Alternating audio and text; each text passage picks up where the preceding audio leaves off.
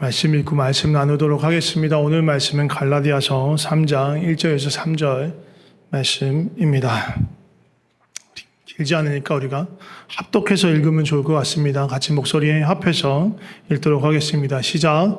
어리석도다 갈라디아 사람들아, 예수 그리스도께서 십자가에 못 박히신 것이 너희 눈앞에 밝히 보이거늘 누가 너희를 꾀더냐? 내가 너희에게서 다만 이것을 알려 하노니 너희가 성령을 받은 것이 율법의 행위로냐 혹은 듣고 믿음으로냐? 너희가 이같이 어리석으냐? 성령으로 시작하였다가 이제는 육체로 마치겠느냐? 아멘. 오늘 말씀의 제목은 끝까지 성령으로 라는 제목으로 말씀을 나누려고 합니다. 지난주에는 성령의 충만한 교회에 대한 말씀을 나눴습니다. 오순절 성령 강림으로 시작된 최초의 교회, 그 안에서 성령께서 행하시는 일, 또 성령께 반응하여서 순종하여서 행하였던 그 예루살렘 교회, 최초의 교회의 모습에 대해서 우리가 살펴보고 성령의 충만한 다스림 가운데 있을 때 어떠한 일들이 일어나는지, 또 어떠한 성도의 반응들이 있는지 보았습니다.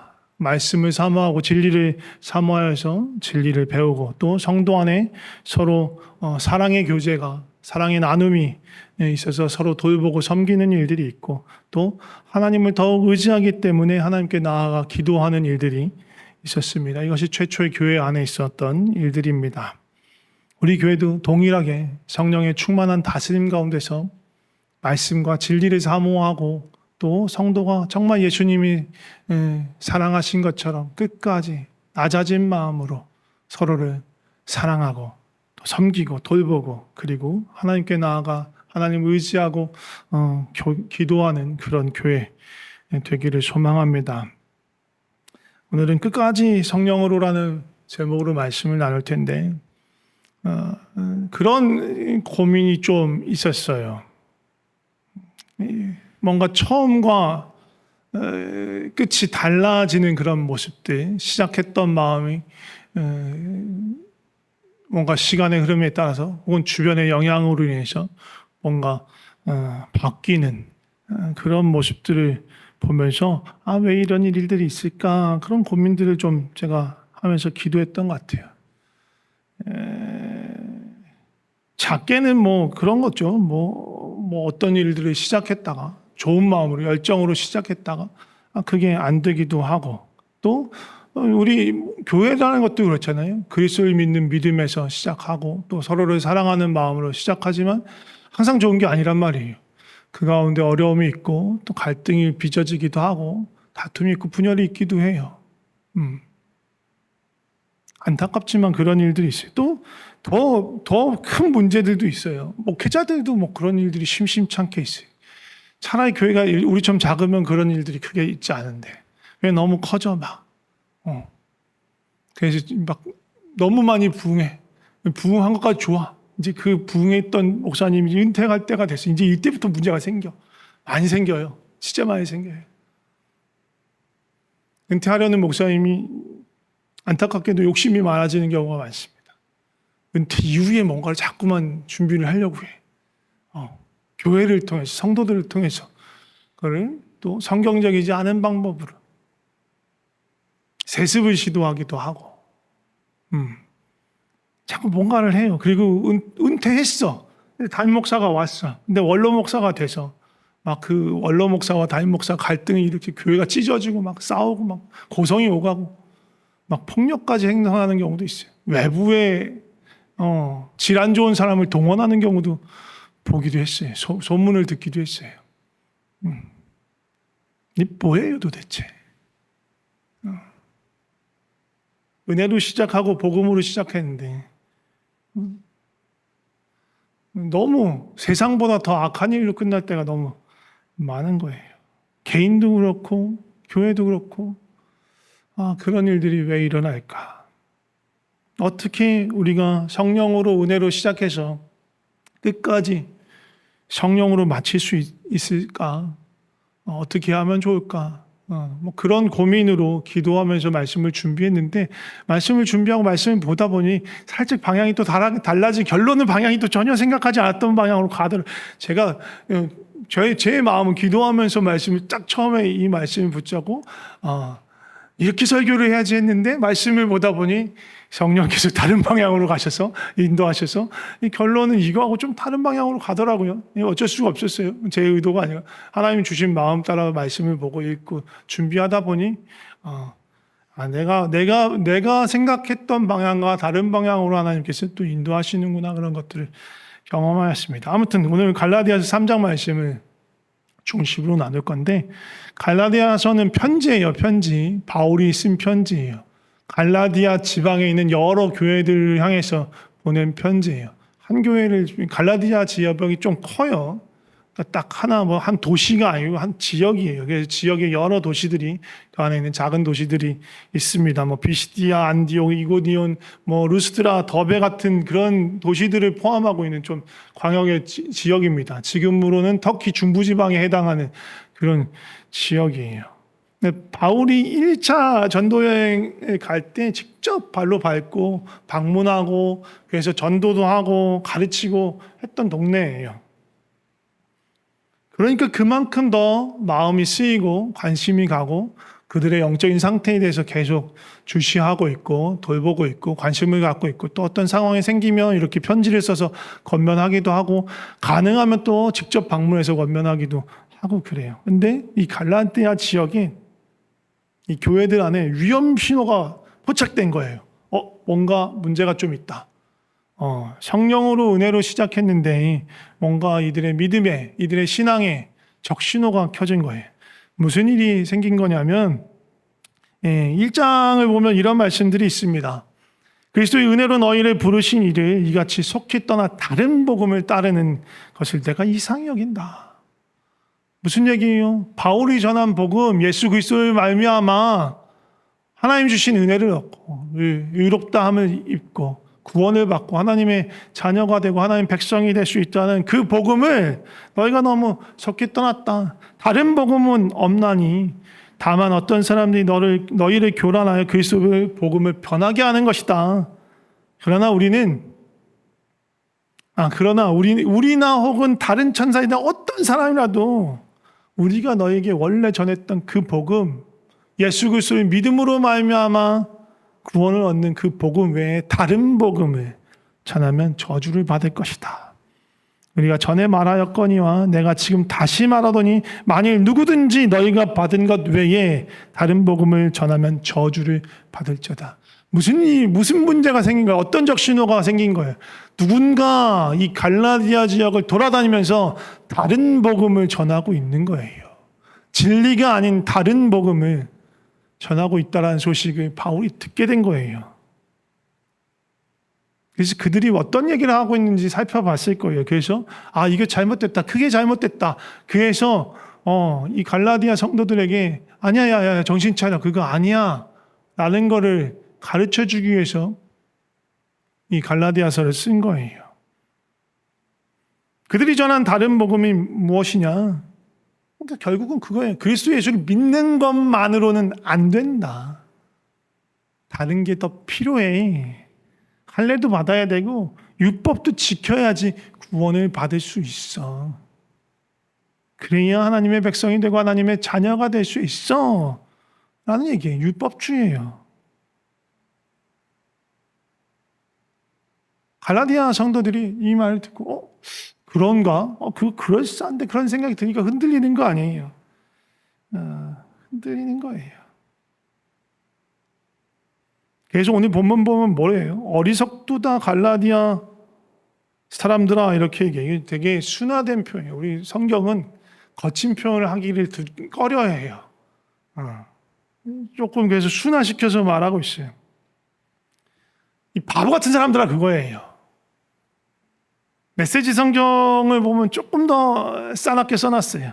이 정신 나간 갈라디아 사람들아 이렇게 써놨어요. 조금 더 적나라하게 표현하자면 갈라디아 사람들이야 정신이 있는 거야. 미친 거 아니에요. 그 얘기하는 거예요.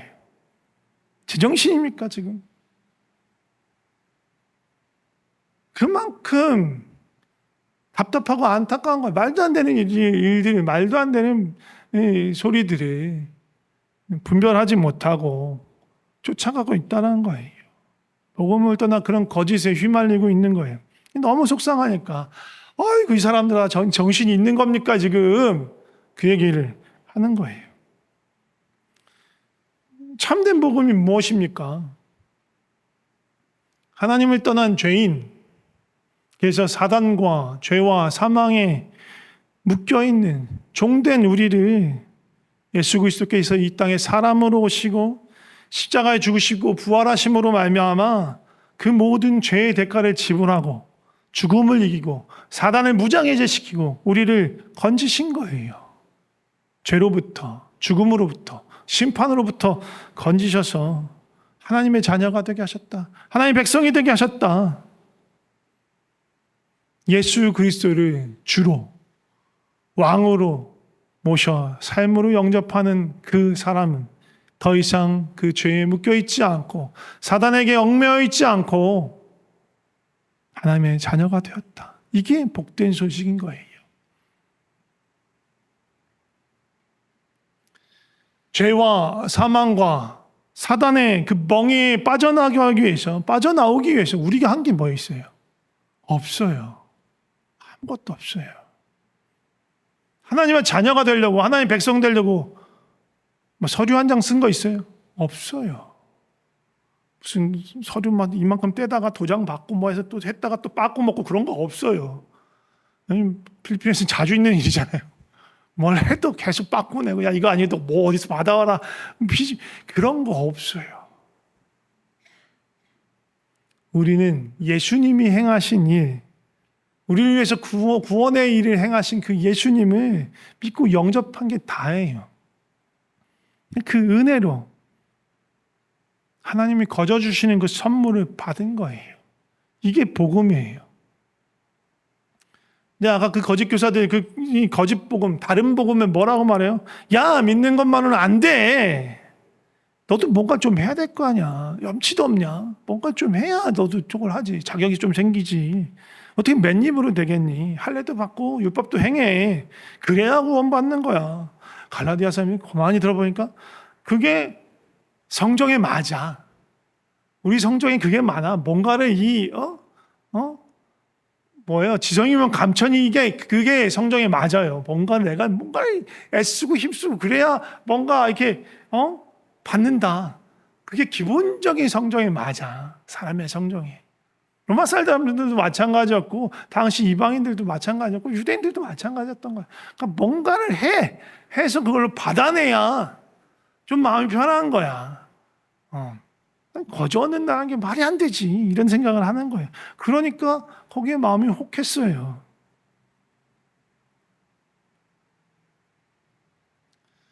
오늘 본문 3절을 보면 이렇게 되어 있어요. 3절 말씀 보면 뭐라고 되어 있냐면 너희가 이같이 어리석으냐. 또 어리석다고 하죠. 어리석다를 여러 번 얘기해요. 그래서 뭐라고 하냐. 성령으로 시작해서 육체로 마치겠느냐.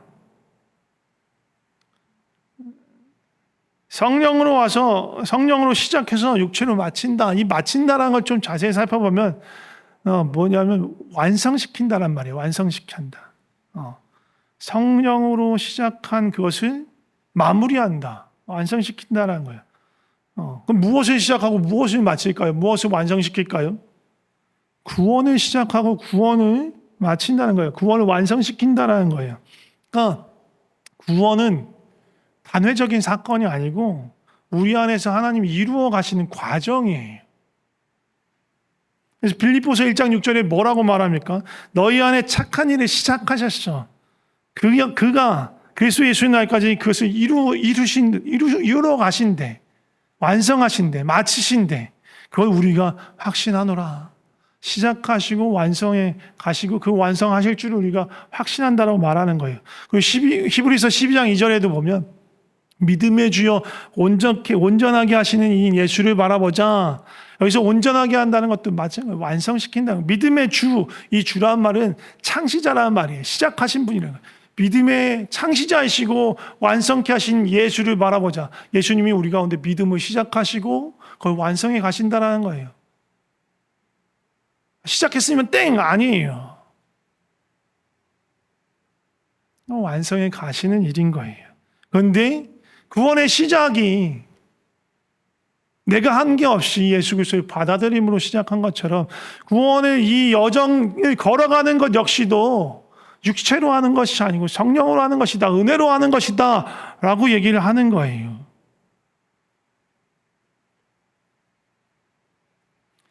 구원의 여정, 믿음의 여정 그런 거예요. 믿기 시작했다 끝 아니고 믿기 시작하고 그것이 걸어가는 과정이 있고 끝까지 가서 완성이 되는 거예요. 다른 말로 하면 칭의, 성화, 영화라고 할 수 있어요. 예수 그리스도의 믿음으로 말미암아 하나님이 의롭다하게 하심을 입는 것 칭의예요.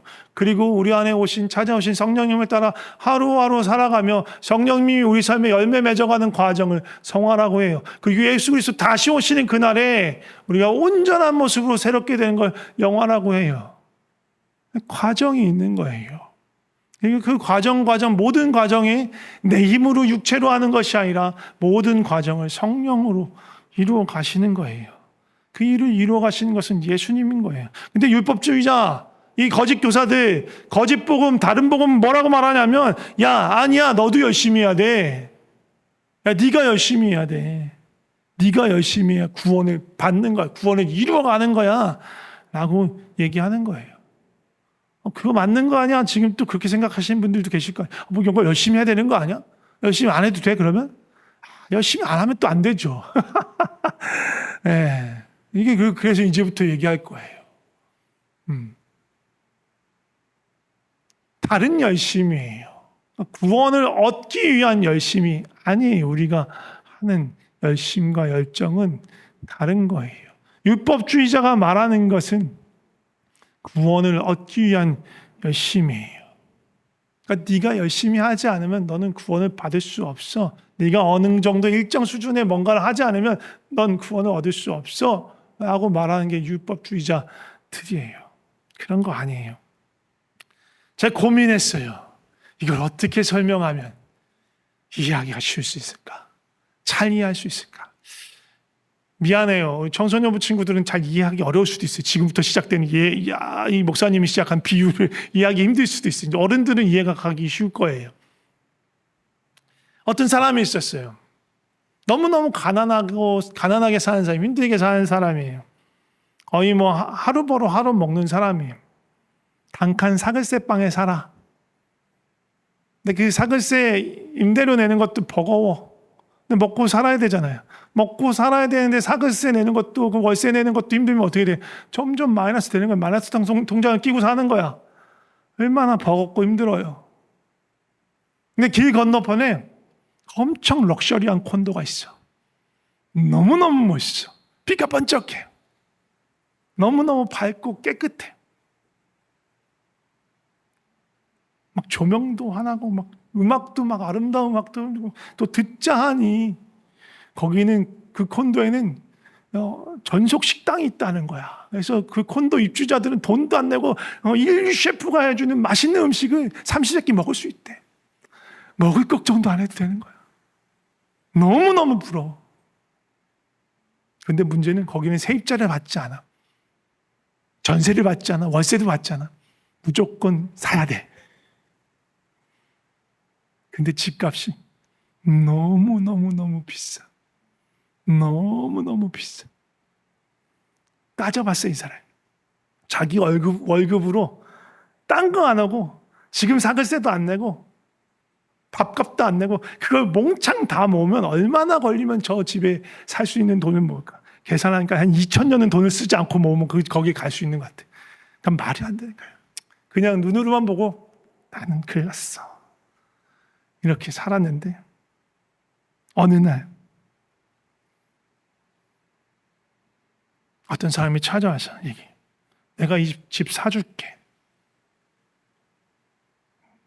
내가 이 집 사줄게. 당장 들어가서 살면 돼. 대신 나를 네 삶의 주인으로만 모시면 돼. 여기 이 계약서 나하고 쓰자. 네가 나를 삶의 주인으로 모신다라고 여기 서명만 하면 바로 가서 살 수 있어. 이 사람의 얘기를 듣고 거기에 서명하고 그 집에 들어가서 사는 게 복음이에요. 아무것도 한 게 없어. 뭐 했어요? 서명했어. 그 2000년어치 봉급은 누가 냈어? 예수님이 내셨어. 난 그냥 서명한 거야. 이게 말도 안 되는 소리 하지 마세요 하고 그냥 가버리면 그 집 못 들어가는 거야. 근데 믿음으로 서명을 하면 그 집에 들어가는 거야. 근데 그 계약서의 내용이 뭐예요? 예수님이 내 삶의 주인이십니다. 내 삶의 왕이십니다. 아멘 하고 정진욱하고 서명하는 거예요. 서명을 했어. 이게 서명 믿음으로 서명하는 거예요. 근데 이 믿음이 진짜인지 안 진짜인지 언제 알아요? 예수님 뭔가를 나한테 말씀하실 때 아는 거예요. 믿음이 진짜인지 안 진짜인지, 가짜인지. 예수님이 내 삶의 주인이십니다. 서명했는데 내 마음대로 살아. 그러면 이게 계약 불이행이잖아. 믿음 가짜라는 거잖아. 진짜 믿음은 뭐예요? 예, 주님 주인이십니다. 주님 뜻대로 하겠습니다. 하는 게 믿음인 거예요. 일단 서명만 하면 되는 게 아니에요. 믿음은, 진짜 믿음은 얼마가 됐든 주님이 원하시는 대로 하겠습니다. 내가 할 수 있는 게 얼마가 됐든. 능력이 없어. 능력이 없어. 예수님이 서명하면서 그렇게 얘기했어. 자, 이 집 너한테 사줄 테니까 2000년, 그러니까 네가 되는 대로 나한테 조금씩 갚아. 말이 안 되잖아요. 2000년을 갚아야 갚을 수 있는데 언제 갚겠어? 평생을 다해도 못 갚아. 네가 되는 대로 나한테 갚아. 갚아 나가는 게 믿음인 거예요. 근데 이게 조심해야 될 게 뭐냐 하면 육체로 하는 거와 믿음으로 하는 게 뭐가 차이 나간 이거예요. 내가 얼마 벌어서 갚았어. 믿음은 내가 아무리 갚아도 원래 이 집의 값어치에는 정말 티끌만큼도 도움이 안 된다는 걸 잘 알고 있는 거야. 그러니까 내가 뭘 해도 이 집 사는 건 불가능해. 그냥 날 하는 건 그냥 감사의 표시인 거야. 하나님이 내 삶의 왕이십니다, 주인이십니다라는 그런 고백인 거야, 이게. 내가 이거에 대해서 도움이 되지 않는다는 걸 너무너무 잘 알아. 이게 믿음으로 하는 거고 은혜로 하는 거예요. 순종하는 거야. 근데 육체로 하는 건 뭐야? 내가 쥐꼬리만한 월급을 거기다 갚았어. 그래 놓고 내가 뭔가 한 것처럼 착각하는 거예요. 나는 아무것도 한 게 아닌데 2000년어치의 봉급을 갖다 바쳐야 된다니까. 근데 거기 쥐꼬리만큼 내놓고 내가 뭔가 했어 하고 으쓱하는 거야. 나도 이 정도 냈으니까 나도 좀 뭐 지분 좀 있는 거 아니야? 라고 생각하는 거예요. 자기가 했던 어떤 행위에 대해서 엄청난 가치를 자기가 부여하는 거예요. 아니거든요. 어떤 것도 그럴 수가 없어요. 우리 삶에서 하는 모든 행위들, 또 가끔 자신의 삶을 돌아봤을 때 뭔가 잘하고 있는 것 같은, 자라나고 있는, 성장하고 성숙해가고 있는 그런 것처럼 보이는 것들, 그 어느 것도 하나님 앞에 지분이라고 내놓을 수 있는 게 없어요. 그 어떤 것도. 아무리 셈하고 곱하고 아무리 쌓아놓고 적금을 붓고 해도 하나님이 하신 일에 비교하면 아무것도 아니야. 아무런 도움도 안 돼. 내 율법주의 생각은 뭐냐? 뭔가 도움이 된다고 생각하는 거야. 뭔가 했다고 자랑하고 싶은 거야. 그게 율법주의고 육신의 생각이라는 거예요. 그렇게 되면 어떻게 돼요? 마음이 높아지기 때문에 하나님만큼 해서 나 지분 이만큼 있어 생각하기 때문에 교만해져, 오만해져. 그럼 어떻게 돼요? 불평과 불만과 원망이 찾아와요. 그리고 자기는 이만큼 하고 난 이만큼 했으니까 그걸 가지고 다른 사람을 평가하고 판단해. 내가 한 이만큼은 되게 훌륭하다고 생각하는 거야. 그리고 그만큼 못하는 사람들이 다 그 칼로 그 가위로 다 그 잣대로 막 재단을 해. 아니거든요.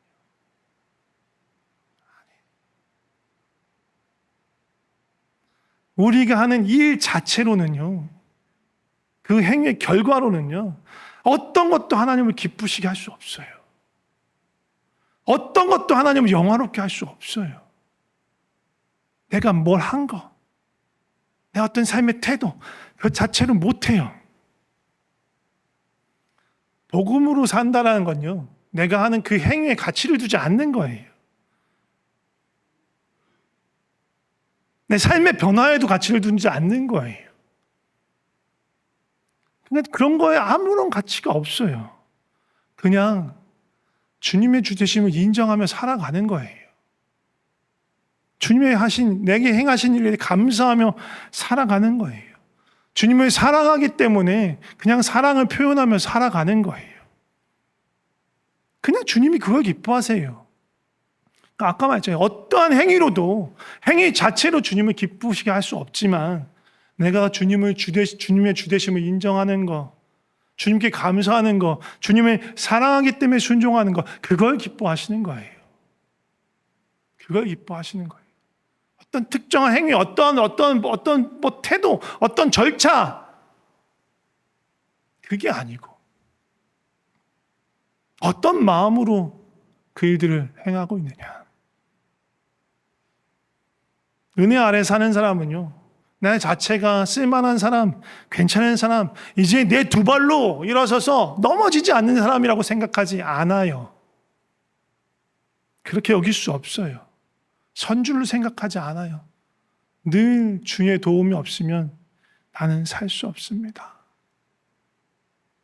주께서 날 잡아주지 않으면 넘어질 수밖에 없습니다. 주의 인도하심을 내가 모르면, 느끼지 못하면 또 엉뚱한 길로 갈 수밖에 없는 사람입니다. 또 금방 나 자신을 자랑하고 내 기준으로, 내 시선으로 다른 사람을 판단할 수밖에 없는 그런 연약한 죄인입니다. 그 고백을 하면서 살아가는 사람인 거예요. 은혜 안에 있는 사람들은 그런 사람이에요. 그런데 그럼에도 불구하고 하나님이 나를 품으시고 사랑하시는구나. 그리고 이런 내가 주님의 뜻을 따라서 한다고 산다고 어설프게 하는 이 순종을 주님께서 기뻐하시는구나. 경험하는 거예요. 다른 사람한테 함부로 하지 못해요. 주님의 마음을 알거든요. 주님이 기뻐하시는 게 뭐예요? 주님이 우리에게 바라시는 게 뭐예요? 성경을 압축하면 두 가지 나와요. 하나님을 사랑하는 거. 어떻게? 네 생명을 다하고 뜻을 다하고 마음을 다하고 힘을 다해서 주 너의 하나님을 사랑해라. 온 인생을 걸고 사랑하라는 얘기예요. 그게 어설퍼. 완벽하게 살아낼 사람이 없어. 어설프지만 그렇게 사랑하려고 애쓰며 주의 은혜를 구하며 살아가는 그 사람의 삶을 기뻐하세요. 그또 뭐라고 하셨어요? 내 이웃을, 네 형제를 네 몸처럼 사랑해라. 내가 너희를 사랑한 것처럼 사랑해라. 사랑하는 거예요. 내 이웃이 좋은 이웃만 있는 게 아니야. 내 형제가 내 마음에 드는 형제만 있는 게 아니야. 좀 밉상이 있어. 나하고 코드가 안 맞는 사람이 있어. 내가 보기엔 기본이 안 된 사람이 있을 수 있어. 내가 보기엔 정말 에티켓이 좀 이런 사람이 있을 수 있어. 하나님은 사랑하라는 거예요. 용납하라는 거예요. 품으라는 거예요. 거룩하신 하나님. 거룩하신 하나님이 우리를 볼 때 무슨 생각을 하겠어요? 그 눈으로 보면 진짜 한참 모자라구나. 근데 그렇게 안 하시잖아. 너무너무 하나님의 거룩, 하나님의 온전하심, 그 온유와 그 사랑과 그 선하심과 그 긍휼과 그 겸손과 너무너무 동떨어져 있는 우리를 보시며 그대로 품으세요. 그대로 사랑하세요. 그게 하나님의 사랑이에요. 그 사랑을 배워가는 거예요.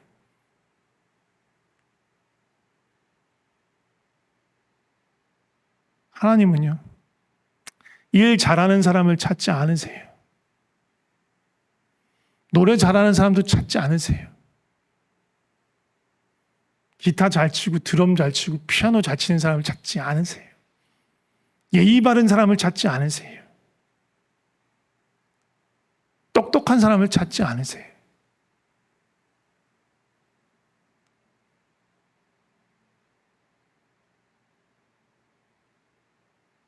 잘생긴 사람도 찾지 않아요. 키 큰 사람도, 키 작은 사람도, 멋진 사람도 찾지 않아요. 하나님 찾은 사람, 마음이 가난한 사람이에요. 나는 너무너무 부족하구나. 하나님의 도움 없으면 살 수 없구나. 이 가난한 마음을 계속 품고 있는 그 사람을 찾고 계세요. 그 사람을 기뻐하시는 거예요. 그 마음을 내가 잃어버렸다면 아무리 내가 예의가 바르고 아무리 내가 스마트하고 내가 뭔가 열심히 하고 내가 괜찮은 일들을 하고 내가 꾀꼬리 같은 목소리로 노래를 하고 멋진 기타 연주를 하고 드럼 연주를 하고 무언가 하더라도 하나님과 상관없는 일들이에요.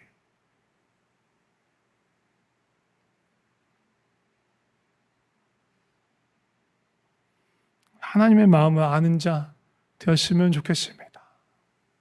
내가 무언가를 해서 기쁨 받는 게 아니고 자랑할 만한 게 되는 게 아니고 그저 하나님을 사랑하는 것, 우리를 은혜로 불러주신 그 하나님의 은혜를 기억하고 감사하는 것.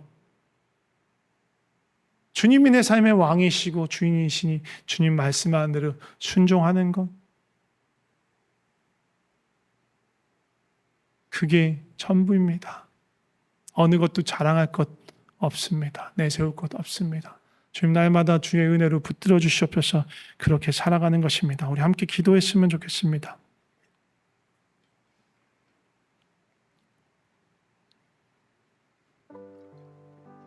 먼저요, 우리 안에 구원의 일을, 믿음의 일을 시작하시고 그 일을 이루어 가시고 마침내 완성시킬 주님의 그 구원의 은혜에 감사하면서 기도했으면 좋겠습니다. 내가 한 것 아무것도 없는데 주께서 나를 그렇게 은혜로 불러주시고 내 안에 그 놀라운 일들을 행하신 그 주님을 찬양하며 감사하며 함께 기도했으면 좋겠습니다. 같이 기도하겠습니다. 하나님 감사합니다. 하나님 감사합니다. 하나님 감사합니다. 도대체 뭐라고 내 안에 그 주의 놀라운 일을 행하셨습니까? 주님 그 사랑을, 그 은혜를 잊지 않게 하여 주시고 기억하게 하시고 날마다 감사하며 그 은혜 안에 머물게 하여 주시옵소서. 주님을 사랑함으로 살아가게 하여 주시옵소서. 주님의 주되심을 인정하며 살아가게 하여 주시옵소서. 내가 행한 것은 어떤 것도 내 자랑이 될 수 없고 내 삶의 변화도 어떤 것도 자랑이 될 수 없지만 주님이 행하신 일, 주께서 내게 베푸신 일, 그 사랑과 은혜, 그것만이 오직 자랑할 만한 것입니다. 주님을 찬양합니다. 계속해서 기도할 때 이렇게 기도합시다. 내가 육체를 자랑하는 자 되지 않게 하여 주시옵소서. 내가 이전에 행했던 것, 내 삶에 있었던 변화들을 자랑하는 자 되지 않게 하여 주시옵소서. 선줄로 착각하지 않게 하여 주시옵소서. 그 어느 것도 자랑하지 않고 오직 주님만을 사랑하고 인정하며 주님의 은혜만을 날마다 갈망하는 자 되게 하여 주시옵소서. 그렇게 기도했으면 좋겠습니다. 같이 기도하겠습니다. 주여 역사하여 주시옵소서. 주의 사랑으로 역사하여 주시옵소서. 우리의 연약함을 주께서 아시오니 주님의 그 크신 은혜로 우리를 붙들어 주시옵소서. 주 도와주시옵소서. 선줄로 착각하지 않게 하여 주시옵소서.